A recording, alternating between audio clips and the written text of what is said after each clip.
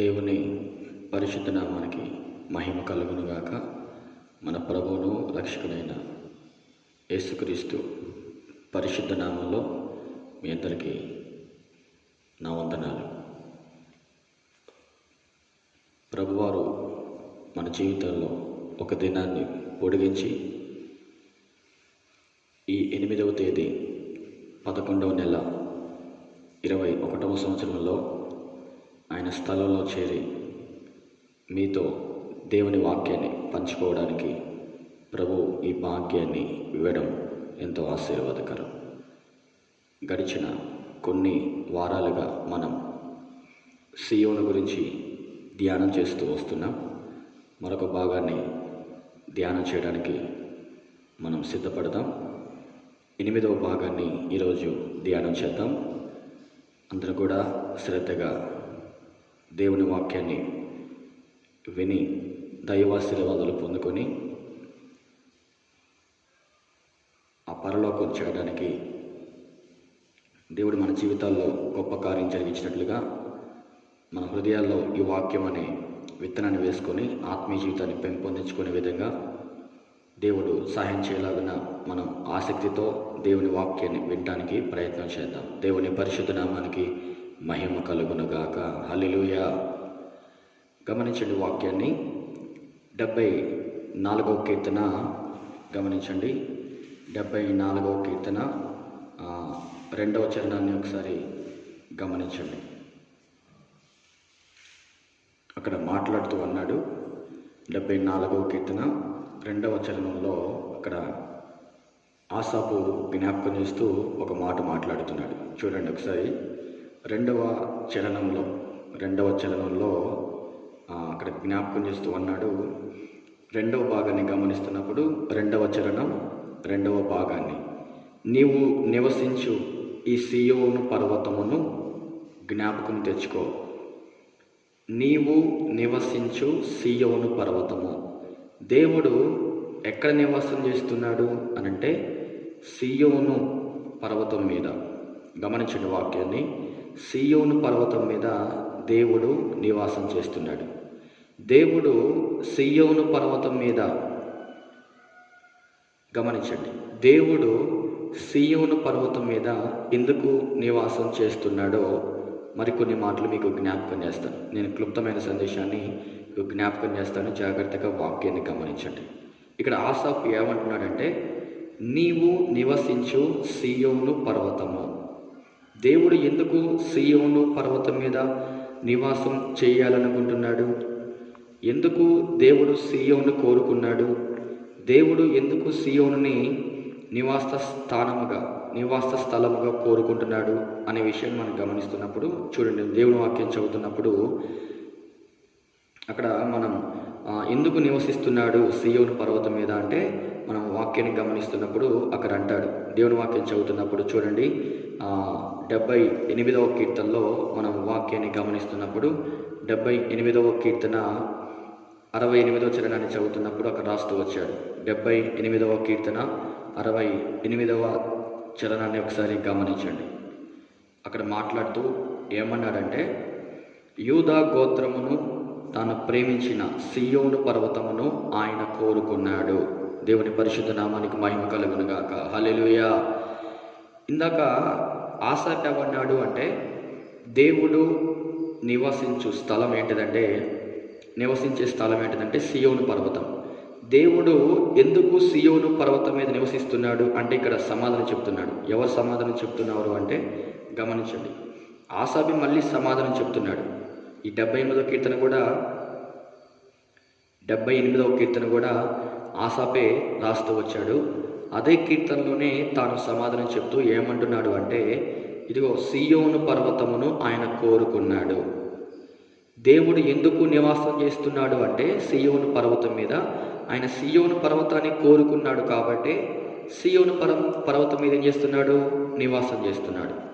ఈ దినాన నువ్వు కూడా నేను కూడా మనందరం కూడా నేర్చుకోవాల్సిన ఒక ఆత్మీయ సత్యం ఏంటంటే, మనం కూడా సియోను పర్వతాన్ని లేదా సియోను కొండను మనం ఏం చేయాలంటే కోరుకోవాలి. అదే మన నివాస స్థలము. అదే మన గమ్యస్థానము.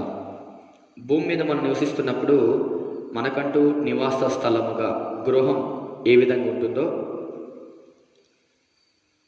పరలోకంలో కూడా మనకు ఒక నివాసాన్ని మనం కోరుకోవాలి. అదేంటిదంటే సియోను. ఆసాపు మనకి జ్ఞాపకం చేస్తున్నాడు. యేసుక్రీస్తు ప్రభువారు దేవుడు నివాస స్థలంగా సియోను పర్వతాన్ని కోరుకున్నాడు. మరి నువ్వు కోరుకున్నావా అని ఆసాపు మనకు ఒక ప్రశ్న ఇస్తున్నాడు. నిజమే, మనం కోరుకుంటున్నామా లేదా? ఒకవేళ మనం కోరుకుంటే ఈ భూమి మీద శిథిలమైపోతున్న ఈ గుడారం అనే నివాసాన్ని కోరుకుంటున్నామా? చేతి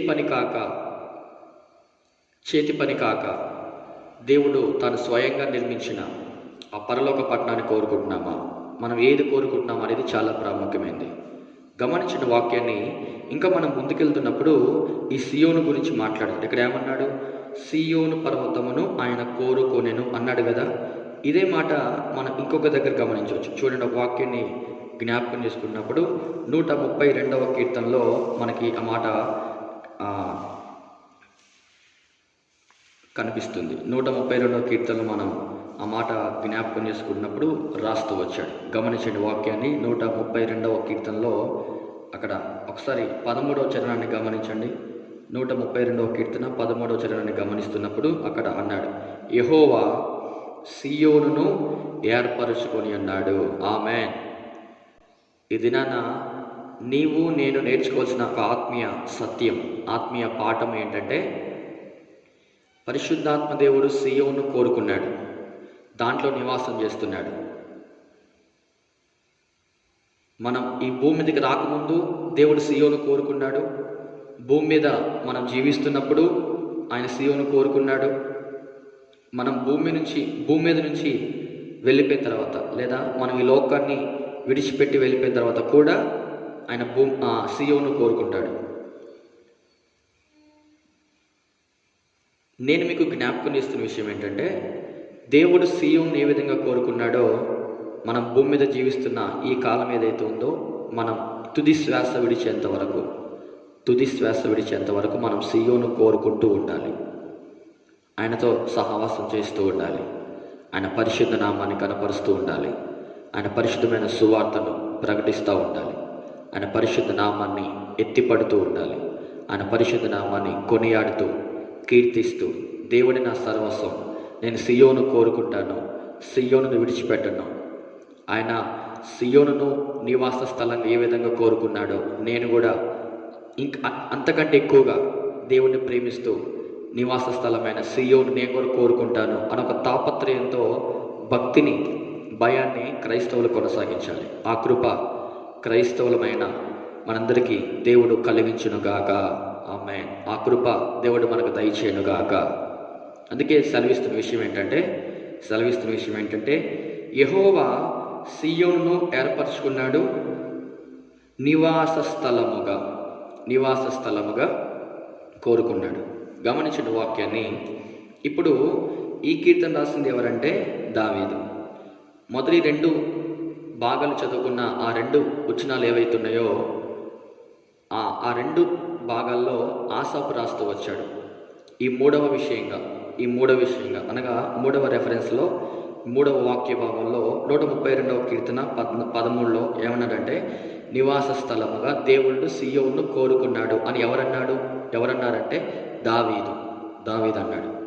సో ఆసాపు మనతో మాట్లాడుతున్నాడు, దావీదు కూడా మనతో మాట్లాడుతున్నాడు. ఏమనంటే, ఓ క్రైస్తవులారా, ఇశ్రాయేలు జనాంగమా, దేవుని బిడ్డలారా, క్రైస్తవ సమాజమా, మీరందరూ నివాస స్థలాన్ని, దేవుడి నివాసం ఉండే స్థలాన్ని అనగా సియోనును మీరు కోరుకోండి అని ఆసాపు, దావీదు మనకి జ్ఞాపకం చేస్తున్నారు. ఈ జ్ఞాపకాన్ని మన హృదయంలో భద్రపరుచుకొని గమనించిన వాక్యాన్ని, దేవుడు శరీరధారిగా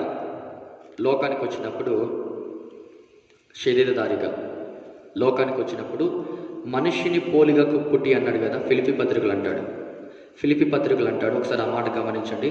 చూడండి, మనం దేవుని వాక్యం సెలవిస్తున్నప్పుడు ఫిలిప్పీలు రాసిన పత్రిక చూడండి, దేవుని వాక్యం సెలవిస్తూ ఉంది. ఫిలిప్పీలు రాసిన పత్రిక 2వ అధ్యాయం 7వ వాక్యాన్ని గమనించండి.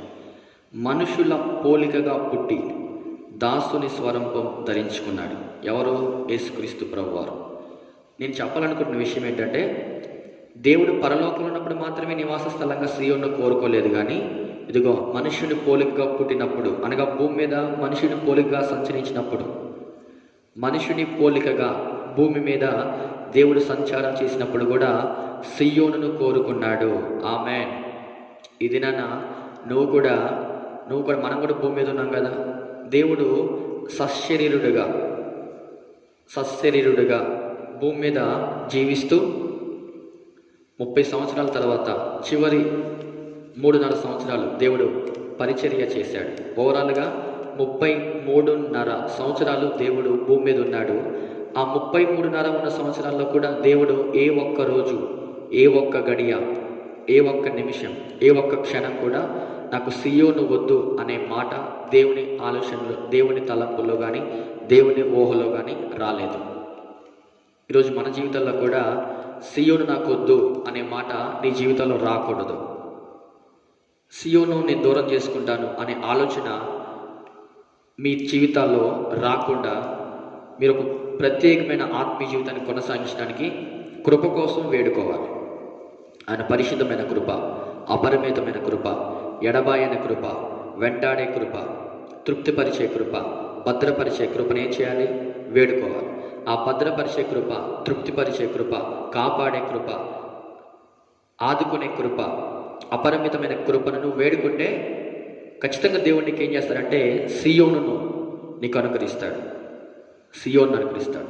భూమి మీద దేవుడు ఏ విధంగా సీయోను కోరుకున్నాడో నువ్వు నేను మనందరం కూడా ఏం చేయాలంటే భూమి మీద ఉండగానే ఏం చేయాలి? సీయోనును కోరుకుంటూ అదిగో పరిశుద్ధమైన మార్గం వైపు, అదిగో సీయోనుకు వెళ్ళడానికి పరిశుద్ధమైన మార్గం ఏది? దేవుని నమ్ముకోవడం, మందిరానికి రావడం, క్రమంగా రావడం, బాప్టిజం పొందుకోవడం, బల్లల్లో పాల్గొనడం, ఉపవాసాలు ఉండటం, సువార్త చేయడం. ఇలా నువ్వు భూమి మీద ఉండగానే పనులు మొత్తం చేస్తూ ఉంటే దేవుడు ఖచ్చితంగా తన మహిమ మేఘంతో దేవుడు రాబోతున్న ఆ దినం ఏదైతే ఉందో ఆ దినాన దేవుడిని మర్చిపోకుండా ఖచ్చితంగా నేను ఏం చేస్తానంటే అది ఒక పరిశుద్ధమైన మేఘం ఎక్కించుకొని పరలోకం తీసుకెళ్తాడు, సీయోనికి తీసుకెళ్తాడు. అందుకే మాట్లాడుతున్నాడు, తనకు నివాస స్థలంగా దేవుడు కోరుకున్నాడు. ఏంటిది? సీయోను పర్వతాన్ని, సీయోను కొండను, లేదా యెరూషలేమును. మన బైబిల్లో వాక్యాన్ని చదువుతున్నప్పుడు నేను చాలాసార్లు అంతకుముందు కూడా కొన్ని ఒక భాగంలో చెప్పాను. అదేంటంటే యెరూషలేము, సీయోను ఈ రెండు కూడా దేవుడు కలిపి పెట్టాడు. విడదీసి పెట్టలేదు కానీ కలిపి పెట్టాడు. నేను అంతకుముందు కూడా చెప్పాను, కవల పిల్లలు ఏ విధంగా ఒక్కసారి తల్లి గర్భం నుంచి బయటకు వస్తారో ఈ యెరూషలేము, సీయోను కూడా అలాంటివి అన్నమాట. సీయోను పర్వతం కావచ్చు, సీయోను కొండ కావచ్చు, యెరూషలేము కావచ్చు, పరలోకం కావచ్చు. ఈ మొత్తం ఏంటి అంటే ఒక పర్యాయ పదాలుగా దేవుడు బైబిల్లో వాడుతూ వచ్చాడు.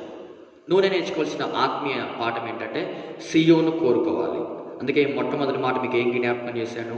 దేవుడు నివసించే స్థలం ఏంటంటే సీయోను పర్వతం. ఎందుకు సీయోను పర్వతం అంటే ఆయన దాన్ని కోరుకున్నాడు. ఇక్కడ కూడా అదే జ్ఞాపకం చేశాను, ఆయన నివాస స్థలంగా దాన్ని ఎందుకు కోరుకున్నాడు అని అంటే గమనించండి. ఎందుకు దేవుడు నివాస స్థలంగా ఆ నివాస స్థలంగా ఎందుకు సీయోనును కోరుకున్నాడు, సీయోను పర్వతాన్ని, సీయోను కొండను ఎందుకు కోరుకున్నాడు అనే వాక్యాన్ని గమనిస్తున్నప్పుడు ఒకసారి గమనించండి. ఇదే 76వ కీర్తనలో మనం జ్ఞాపకం చేసుకుంటున్నప్పుడు అక్కడ రాస్తూ వచ్చాడు. 76వ కీర్తన ఒకసారి గమనించండి. 76వ కీర్తన 2వ చరణంలో మనం గమనిస్తున్నప్పుడు అక్కడ రాశాడు. 76వ కీర్తన 2వ చరణాన్ని గమనించండి. షాలేములో ఆయన గుడారం ఉన్నది, సీయోనులో, ఆ మాట నోట్ చేయండి, సీయోనులో ఆయన ఆలయం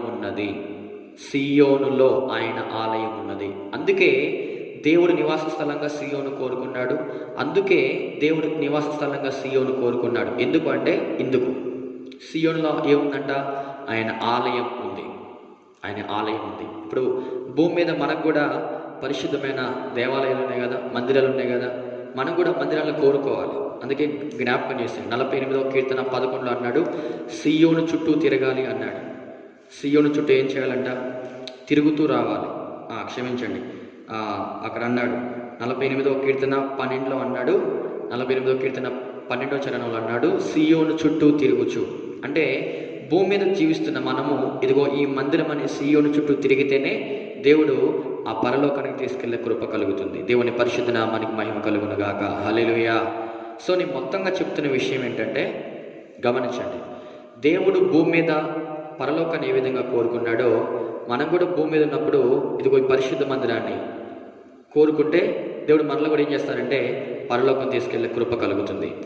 అందుకే ఇప్పుడు మనం ఏం చేయాలి అందుకే మాట్లాడుతూ వచ్చాడు. ఒకసారి గమనించండి, ఆయన సీయోనులో ఆయన ఆలయం ఉంది కదా, అందుకే మాట్లాడుతున్నాడు. 132వ కీర్తన అంటాడు. ఒకసారి గమనించండి, 132వ కీర్తన గమనించండి.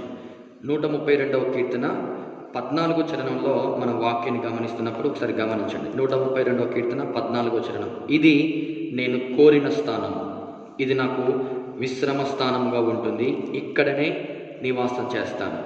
గమనించిన వాక్యాన్ని మొదటి పాయింట్ నెంబర్ 1, దేవుడు నివాస స్థలంగా సీయోను పర్వతాన్ని, దేవుడు నివాస స్థలం అని సీయోను పర్వతానికి ఎందుకు ఉందంటే, నెంబర్ 2, ఆయన సీయోను కోరుకున్నాడు. గమనించండి వాక్యాన్ని, జాగ్రత్తగా వాక్యాన్ని గమనిస్తున్నప్పుడు దేవుడు నివసించు స్థలం, దేవుడు నెంబర్ 1 దేవుడు నివసించు స్థలం అని పేరు ఎందుకు వచ్చిందంటే, ఆయన నెంబర్ 2 సీయోను కోరుకున్నాడు. నెంబర్ 3, మూడో విషయం ఏంటంటే, ఎందుకు సీయోను కోరుకున్నాడంటే ఆయన సీయోనులో ఆయన ఆలయం ఉంది. నెంబర్ 3 సీయోనులో ఆయన ఆలయం ఉంది. నెంబర్ 4 ఇక్కడ అంటున్నాడు అక్కడే దేవుడు నివాసం చేస్తాడు. ఎక్కడ? సీయోనులో. నెంబర్ 4. ఈ 4 పాయింట్లు చాలా ప్రాముఖ్యమైనవి. ఇప్పుడు మనం చేయాల్సిన పని ఏంటి అంటే చూడండి, 137వ కీర్తనలో అక్కడ జ్ఞాపకం చేస్తూ వచ్చాడు. 137వ కీర్తన 1వ చరణం 2వ భాగాన్ని గమనించండి. 1వ చరణం 2వ భాగాన్ని గమనిస్తున్నప్పుడు మనము సీయోనును జ్ఞాపకం చేసుకోవాలి. దేవుని పరిశుద్ధ నామానికి మహిమ కలుగును గాక. హల్లెలూయా. యూదా ప్రజలు బబులోను దేశంలో బానిసలుగా ఉన్నారు. ఆ బబులోను ప్రజలంట యూదా ప్రజల్ని ఒక పాట పాడండి అని అడిగారంట. సీయోను గీతములలో మనం ఆ మాట గమనిస్తున్నప్పుడు 3వ చరణంలో మనకు ఆ మాట కనిపిస్తుంది. 3వ చరణాన్ని గమనిస్తున్నప్పుడు అచ్చట మనలను చెరగొన్నవారు ఒక కీర్తన పాడుడి అనేది, మనలను బాధించిన వారు సీయోను కీర్తనలలో, ఏ కీర్తన అంట? సీయోను కీర్తన. సీయోను పాటలు సంతోషముగా పాడుచు సీయోను వెళ్ళుదము. ఇక్కడ మనం నేర్చుకోవాల్సిన పాఠం ఏంటంటే, సీయోను పాటల్లో మాకు ఒక పాట వినిపించండి అని యూదా ప్రజల్ని బబులోను ప్రజలు ఒక ప్రశ్న అడుగుతున్నారు. ఇప్పుడు ఇక్కడ మనం జ్ఞాపకం చేసుకోవాల్సిన ఒక ప్రాముఖ్యమైన విషయం ఏంటంటే, మనం సీయోనును జ్ఞాపకం చేసుకోవాలి. ఎలా జ్ఞాపకం చేసుకుంటాం? అదిగో పాటలు పాడుకుంటూ, దేవుని పాటలు పాడుకుంటే ఏం చేయొచ్చు? సీయోను జ్ఞాపకం చేసుకోవచ్చు. వాక్యం చదువుకుంటే ఏం చేయొచ్చు? సీయోను జ్ఞాపకం చేసుకోవచ్చు. ప్రార్థన చేసుకుంటూ ఏం చేయొచ్చు? సీయోను జ్ఞాపకం చేసుకోవచ్చు. సువార్త చేస్తూ ఏం చేయొచ్చు? సీయోను జ్ఞాపకం చేసుకోవచ్చు. కుటుంబ ప్రార్థనలో, ఒంటరి ప్రార్థనలో, సంఘ ప్రార్థనలో, ఇలా అన్ని విషయాలు మనం ఏం చేయొచ్చు అంటే సీయోనును జ్ఞాపకం చేసుకోవచ్చు. అందుకే మాట్లాడుతున్నాడు, మనం సీయోనును జ్ఞాపకం చేసుకోవాలి. మనం జ్ఞాపకం చేసుకుంటున్నామా సీయోనుని? దేవుడు సీయోను కోరుకున్నట్లుగా మనం కూడా సీయోను కోరుకుంటే దేవుడిని మర్చిపోతాడా?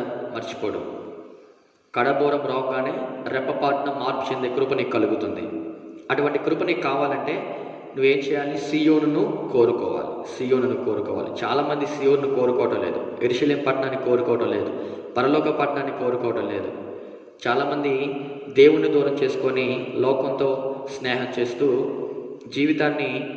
ఆత్మీయ జీవితాన్ని చేసుకుంటున్నారు. ఇంకా వాళ్ళు క్రైస్తవులు నామమాత్రంగా పిలువబడుతున్నారు తప్ప ఆత్మీయ జీవితం మాత్రం కుప్పకూలిపోయింది. ఆత్మీయ జీవితం మాత్రం ఇల్లు కూలిపోతుందే అలా కూలిపోయింది. అందుకే నేను మీకు జ్ఞాపకం చేస్తున్న విషయం ఏంటంటే, చేతులు జోడించి చెప్తున్నాను, ఆత్మీయ జీవితాన్ని మాత్రం అంతకంతకు నిర్మించుకోవాలి కానీ కూల్చుకోకూడదు. అంతకంతకు నిర్మించుకోవాలి. ఆత్మీయ జీవితాన్ని విశ్వాసంలో అంతకంతకు నిర్మించుకుంటూ మనం ఒక్కొక్క మెట్టు ఎక్కినప్పుడు ఏ విధంగా స్లాబ్ చేరతామో రూఫ్ చైర్ అక్కడ పైన స్లాబ్లో ఏ విధంగా ఎక్కుతామో, నేను కూడా ఏమంటానంటే ఆత్మీయ జీవితాన్ని ఒక్కొక్క మెట్టు ఎక్కుకుంటూ వెళ్తున్నప్పుడు అది ఒక పరలోకం చేరే కృప కలుగుతుంది. ఆ కృప కలగాలంటే నువ్వేం చేయాలి? సియోను జ్ఞాపకం చేసుకోవాలి. ఆ కృప దేవుడు నీ జీవితంలో కలిగించాలని మనస్ఫూర్తిగా కోరుకుంటూ నువ్వు ఏమైనా ఏ విషయంలో బైబిల్ చదివే విషయంలో నిర్లక్ష్యం చేస్తున్నావా? ప్రార్థన చేసే విషయంలో నిర్లక్ష్యం చేస్తున్నావా? దేవుడితో సహవాసం అనే విషయంలో నిర్లక్ష్యం చేస్తున్నావా? వారం మందిరానికి వెళ్ళే విషయంలో నిర్లక్ష్యం చేస్తున్నావా? ఇలా ఆత్మ సంబంధమైన విషయాలలో దేన్నైనా నిర్లక్ష్యం చేస్తే, మళ్ళీ జ్ఞాపకం చేస్తా, ఆత్మ సంబంధమైన విషయాల్లో దేనినైనా నిర్లక్ష్యం చేస్తే మనం సియోనును దూరం పెడుతున్నాం. సియోనును దూరం పెడుతున్నామంటే ఎవరికి దగ్గర అవుతున్నాం? మనం లోకానికి. లోకంలో ఎవరున్నారు? సాతాను. కాబట్టి నేను మీకు జ్ఞాపకం చేసిన విషయం ఏంటంటే, దేవుడు భూమి మీద మనం దేహంతో ఏ విధంగా జీవిస్తున్నామో అదే దేహంతో దేవుడు జీవించి, నేను పరిశుద్ధులుగా మీరేం చేయండి? పరిశుద్ధులుగా ఉండండి అనే ఒక వాగ్దానం, ఒక సవాల్ దేవుడు చేస్తాడు. ఆ సవాల్ మనకి ఇప్పుడు వర్తిస్తూ ఉంది. దాన్ని పట్టుకొని, ఆ వాక్యాన్ని పట్టుకొని, దేవుడు పరిశుద్ధంగా జీవించినప్పుడు నేను ఎందుకు పరిశుద్ధంగా జీవించకూడదు అనే ఒక తీర్మానంతో అడుగులు ముందుకేస్తూ ఆత్మీయత కాపాడుకుంటూ ముందుకు సాగిపోదాం. దేవుడి పరిశుద్ధ వాక్యాన్ని దీవించునుగాక. ఆమేన్. ప్రార్థన చేద్దాం. మమ్మల్ని మిక్కిలిగా ప్రేమించిన మా ప్రియ పరలోక తండ్రి, స్తోత్రాలు నాయన. గడిచిన కాలం అంతా కాచి కాపాడారు. ఈ 11వ నెల 8వ తేదీ మొదటి ప్రభా 7 భాగాల్లో మీరు తోడుగా ఉండి 8వ భాగంలో సియోను గురించి ధ్యానం చేసే కృప మాకు ఇచ్చారు నాయన. మీరు ఎందుకు సియోను కోరుకున్నారో మేము నేర్చుకుంటూ వచ్చాం. మేము కూడా సియోను కోరుకునే కృప మా జీవితంలో అనుగ్రహించండి. మనస్ఫూర్తిగా సియోను కోరుకునే భాగ్యాన్ని దయచేయండి.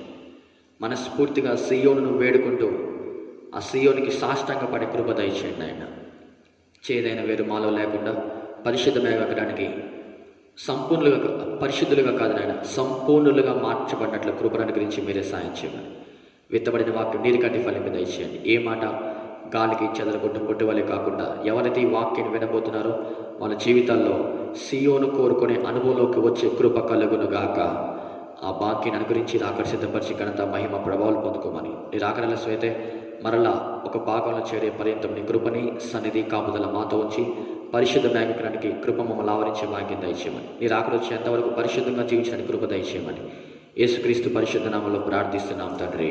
ఆమేన్. Praise the lord.